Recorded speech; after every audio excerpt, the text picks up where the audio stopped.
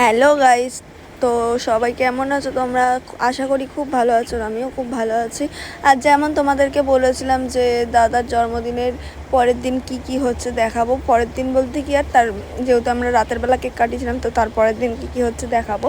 তো একটুখানি ভিডিওটা দিতে লেট হলো, এডিট করতে সময় লাগলো, তাই জন্য দিতে পারিনি। একটু টাইমও ছিল না, একটু কাজ বাজছিল, তাই জন্য এত লেট করে ছাড়ছি ভিডিওটা। তো সবাই দেখতে থাকো ভিডিওটা, এই যে কী কী হচ্ছে দাদার জন্মদিনের পরের দিনে।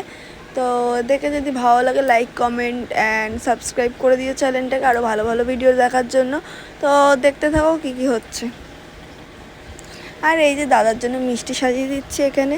আর ওপারে খাওয়ার দাওয়ার দাদা বানিয়েছে, ছোদ্দা বানিয়েছে। আর বদ্দার যেহেতু বার্থডে ছিল, তো বদ্দার তো কোনো কাজ করতে নেই। এই যে আমাকে আমার ভাই ভিডিও করে দিচ্ছে, আর আমি দই মিষ্টি সাজিয়ে দিচ্ছি দাদাকে খেতে দেবো বলে। যেহেতু অনেকটা বেলাও হয়ে গেছিলো সেই দিনকারে খেতে দিতে দিতে, তো তাই জন্য মানে তার তাড়াহুড়ো করে করছি। দাদার ওইদিকে রান্না কমপ্লিট হয়ে গেছে প্রায়, আর আমি এদিকে সাজিয়ে নিচ্ছি।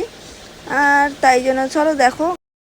আর এই যে দাদার বিরিয়ানি করা কমপ্লিট হয়ে গেছিলো, সবই রান্নাবান্না কমপ্লিট হয়ে গেছে, চাটনি পাঁপড় পায়েস বিরিয়ানি। আর দাদা ওইদিকে বলছিলো, আমি বললাম দাও আমি বেড়ে দিই, তো বললো না আমি বেড়ে দিচ্ছি তুই নিয়ে সাজিয়ে দে। তা আমি বললাম ঠিক আছে। তো ওইদিকে দাদা নিয়ে চলে এসেছিলো, বেড়ে দিচ্ছিলো, যেহেতু প্রচুর গরম ছিল আর অসুবিধা হচ্ছিলো একটুখানি বাড়তে, তাই বেড়ে দিচ্ছিলো আর আমি ওইদিকে সাজিয়ে দেবো। চলো দেখো সাজানোর পরে কেমন লাগে জানি না। আর দাদার তো খুবই ভালো লেগেছিলো, বদ্দা তো খুবই বলছিলো যে খুব ভালো লাগছে, যে এত সাজিয়ে গুছিয়ে দিয়েছিস, খেতে খুব ভালো লেগেছিলো। আর তো তাই জন্য আর কি আমাদেরও ভালো লাগছিলো শুনে। তো দেখতে থাকো কি কি করছি তারপরে। আর এই যে আর আমি এখানে সাজিয়ে নিচ্ছিলাম, দাদার বেড়ে দেওয়া কমপ্লিট হয়ে গেছিলো আর আমি সাজিয়ে নিলাম। তো আমারও ভালো লাগছিলো সাজিয়ে দিতে, কেননা প্রথমবার এই প্রথম বছর দাদার বার্থডেতে আমি রয়েছি, আর তো সাজিয়ে গুছিয়ে দিতে আমার খুবই ভালো লাগে। তো তাই জন্য দিলাম, আর বার্থডের দিনে একটু স্পেশাল তো হয়ই মানুষের জন্য, তো তাই জন্য আমিও সাজিয়ে গুছিয়ে ভালো করে দিয়ে দিলাম। ঠিক আছে। তো আবার কেক কাটানোর জন্য ছোদ্দা আমাদের বলেছিল যে গিয়ে কেকটা নিয়ে আয়। ছোদ্দা টাকা দিয়েছিল, বললো যা কেকটা নিয়ে আয়, যেহেতু ছোদ্দা যেতে পারছিল না, কোথাও কাজ করছিল ঘরে। তো আমরা চলে গেছিলাম কেক আনতে, তো কেক এনে বিকালবেলা কাটাচ্ছিলাম। তো চলো, তো আমরা আবার বেরিয়েও যাব।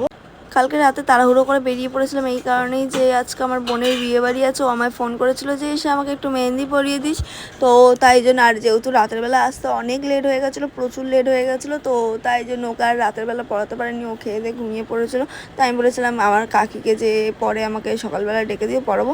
আর সকালবেলা ঘুম থেকে উঠতে উঠতে আমারও লেট হয়ে গেছিলো। তারপরে দুপুরবেলা খাওয়া দাওয়া করার পরে ওকে আমি মেহেন্দি পড়াতে বসে পড়েছিলাম। তো তারপর আবার বিকালবেলা আমার বরকে বললাম যে একটুখানি যা গিয়ে মাংস নিয়ে আয়, তো ও গেছিলো আনতে।